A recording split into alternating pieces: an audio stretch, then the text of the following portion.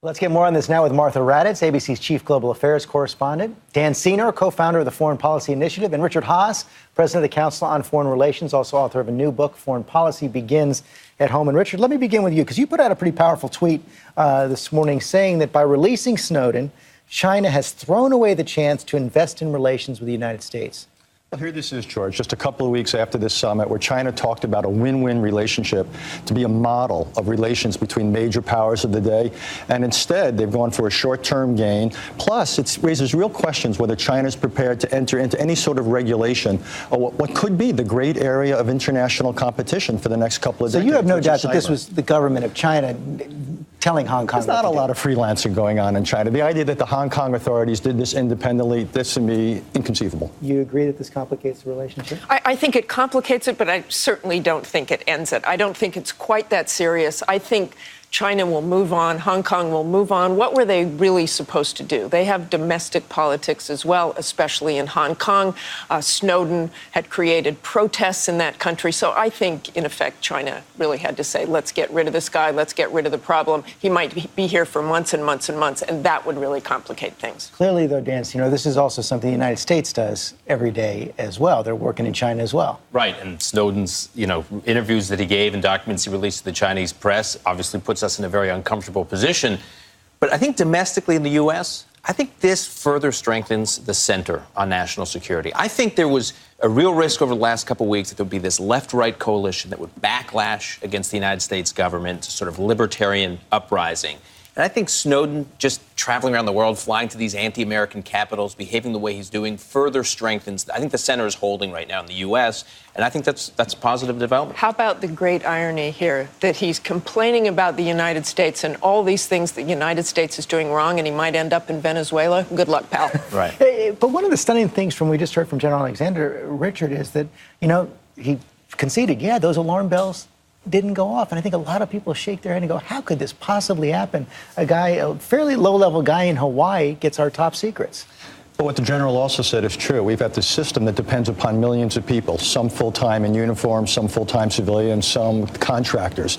And there's always going to be a couple of weak links, and we're vulnerable to that, and there's no way to ensure the security when you've got all these individuals, particularly so many people in the tech world, as Dan said, come at it with this libertarian ethic that big government is bad, individual privacy is paramount no matter what. But the fact that, look, so many people in media and elsewhere call this guy a whistleblower. He's not a whistleblower. He's a felon. He has endangered the lives of Americans. And I think this story is beginning to turn, and that's important. And the majority of Americans, as you point, I do believe he should be prosecuted. Martha, I want to turn now. You're just back from Jordan, and we're learning where the United States has been in a training exercise for possible military operations in Syria, some kind of military intervention in Syria. It does seem pretty clear right now that the U.S. is committed to helping the rebels in a way that levels the playing field with Assad's forces. Well, I think what has been going on for a while is the CIA has been helping train the rebels on heavier weapons. I think you'll see much more of that.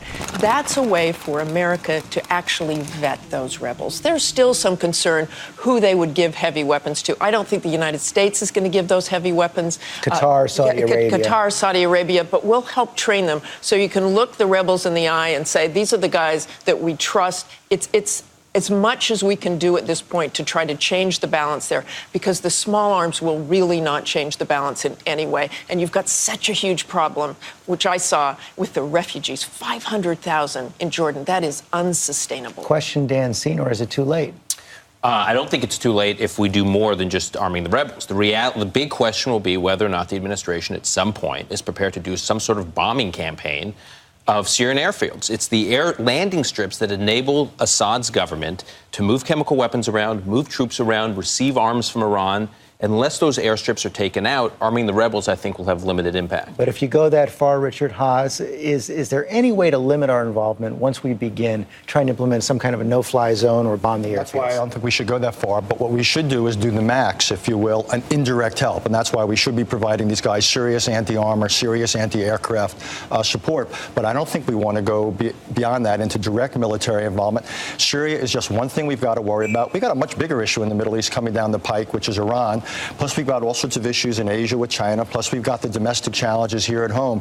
We do not want American foreign policy to be grabbed totally by events in Syria. Well, I agree with that. The risk, however, is if the Iran, Hezbollah, Assad, Russia-backed proxy prevails, the kind of momentum and shot in the arm that will give to the regime in Tehran could give that ultimate fight that we're dealing with, that ultimate conflict, Iran, give the Iranians the upper hand. That's why, again, we should be arming these guys much more heavily. But I still don't know what comes next. I still want the question answered. What comes next? What's our strategy in Syria? If they start taking out airfields and that doesn't work, or if you arm the rebels with heavier weapons or train and assist or do anything and that doesn't work, then what happens? I think what we have to be prepared for, no matter what we do, let's be honest and bleak about this. We're looking at years and years of prolonged fighting in Syria. There's not going to be a quick ending. There's not going to be a happy ending. Even after Assad may be ousted from power, then the rebels will turn on It'll one never another. be the same And there. none of that is going to happen. And we saw the president with President Putin this week. None of that is going to happen unless the Russians change their attitude. I agree, which is why we have to, at some point, move past the Russians. We have to understand that there's not going to be any peaceful transition of power, because it seems to me Putin's vetoed 3 UN Security Council resolutions on Syria. He's watered down many more. The idea that we're going to get cooperation from Putin is unrealistic. I think Richard is right in that we haven't had a real discussion in this country about the stakes in Syria. And the president, at some point, has to address this issue, because for all the things that Martha has just seen on the front lines, this becomes a real regional mess that someone needs to talk through the American public. Martha, we only have 30 seconds left. I have not seen any indication from the president that he's willing to go out there in a big public way and make the case for intervention in Syria. He doesn't want to, because once you put that giant toe in the water, he's in. Okay, Martha, Richard, Dan, thank you all very much.